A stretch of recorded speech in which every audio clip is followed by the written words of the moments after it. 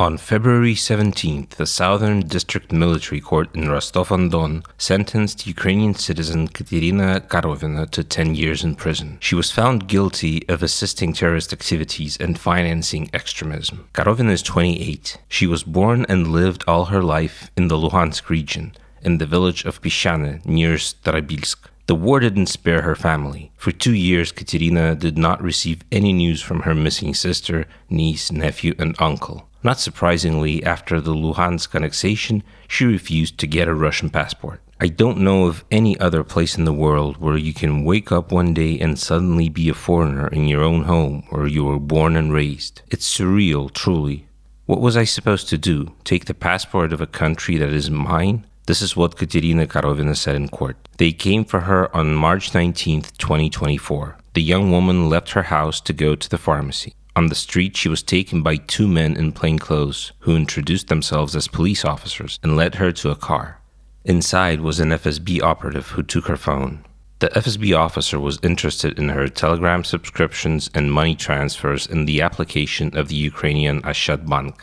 Karovina participated in volunteer fundraisers for humanitarian aid, for example, to buy heaters. These were rather symbolic donations. The indictment lists 9 transfers totaling 470 hryvnias, or 1,127 rubles, or $11.32. But the Russian security forces have their own logic. Telegram channels which Katerina read sometimes announced fundraisers for military needs, like drones or equipment for the AFU.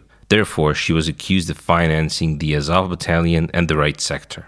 At gunpoint, they forced her to confess to this on camera. During the trial, Karovina retracted this confession and insisted that her modest help was intended for peaceful Ukrainians. She has been under arrest since July of 2024.